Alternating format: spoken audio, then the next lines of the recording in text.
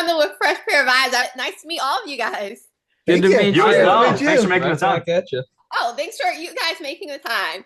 So for the band and including Jonas, what was the first impression for all of you guys when you met 5 years ago at this point? Oh man, I just thought that these dudes, and Jonas included, were like the coolest people I ever met.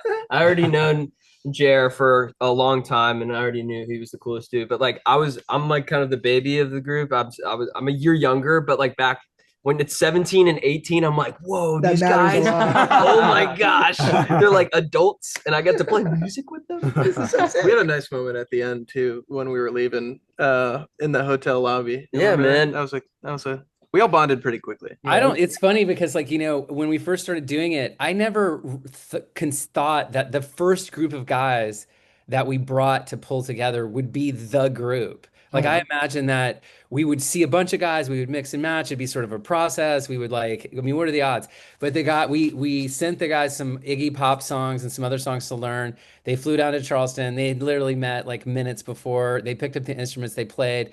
They literally just like melted the paint off the walls. And literally like that was kind of it. Like we never really looked back. There was never round two. There was never like anyone else we considered. It was like, okay, I guess we picked the right five, and that was it. We just sick. Here we go. For you guys, the Runarounds, how has the Runarounds influenced your other musical projects as well? Wow. That is a great question.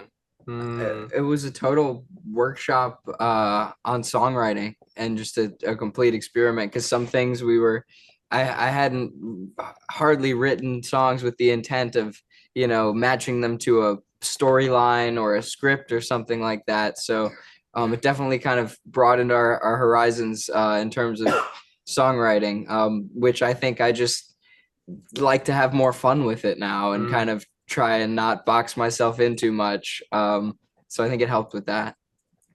Absolutely. I also feel like now when I sit down to write a song, most of the time I'm like, this would be better for the Runarounds. Even if I'm trying to write a song for like my own band, I'm like, no, this would work better with the Runarounds, you know? I think one of the things that I've gathered through just like this whole process is just hearing all the parts in completion, even if it's just like an acoustic guitar and me singing like in my bedroom.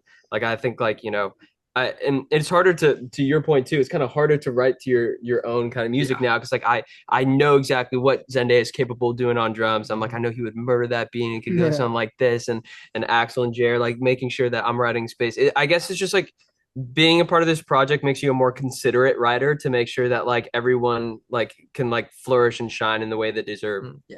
It was also cool to hear, like when we first started, Ariana, like we didn't really, it takes a second for a band's sound to emerge. And I think everybody was a little worried, like, are we going to sound like this kind of Frankenstein band? Like where we're kind of all over the place. But as the time passed, like the band sort of coalesced into its own sound, which was cool to watch. Yes. Speaking of sound, they hate to be compared on the show. They hate to be compared to Maroon 5. We were just talking about that. How would you describe your sound? Great question. I like Maroon 5. Like indie rock.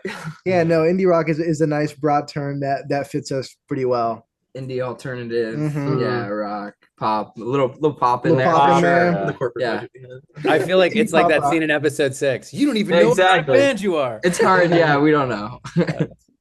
Which I think makes it so authentic, because if a band came in, it's just like, well, we sound like this. It's just like, okay, then we're going to like you for a couple songs and then you're out. So that's why I think that's a great point. Authentic. Yeah. Well, all right.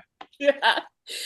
On the show, there's so many actions that it's just like you would be kicked out the band or the band just wouldn't flourish. What's a storyline or something on the show that if it happened in the real Runarounds, that's just like you would have to go, or it would be harsh talking to? Are we allowed to? Is this airing after the show? I'll air it after. Yes. Okay.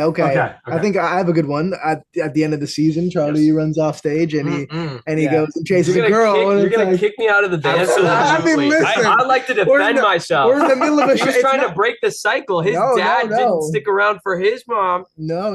See, look at that. You're trying to get signed. signed. Dude, it's a cycle, man. It was one song. There was another guy who did drugs on stage. You're gonna kick me out? You know what? That's a good one too. That's a good one too. Newsflash: no band member that did drugs on stage was ever kicked out of it. I think getting all of your gear stolen, it might be. Yeah, that would be. That's a good one. No, I think everything that happens in the show would be solved with a conversation. Yeah, some more stern than others, but yeah. They all, but I love how they're all really brothers, and it's just like, I'll be there for you even when like I really hate you. Of course. The rain starts to pour. Yeah. But for Jonas, and even for the band, it's already been talked about how you kind of have a 5-season plan. For all of you, what would you love to see how this story plays out on TV? And also for the actual band, what would you love to see for both of yourselves, fictionally and in real life? Good question. I mean, I know what I want. What do you want, Jay? What do you want? Madison Square Garden.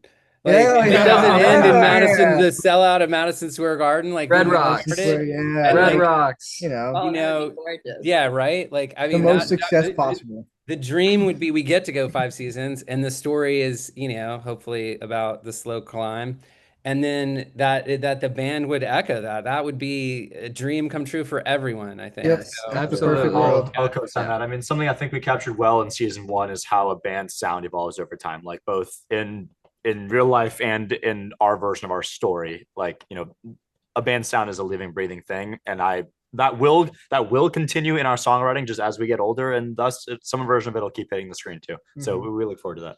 Yep, totally. Awesome. Music sponsorships. Yes. True stuff. Yes. Thank you, Jess. Walrus Audio. Yeah. Well, I can't wait for season 2 and to see you guys on tour, which is an actual thing as well. Yes. Hey, come hang out. you. We're fun. Yeah, come on. Well, thank you so much. Talk to you guys soon. Bye-bye. Thanks for having us. Thank you. Bye. Bye.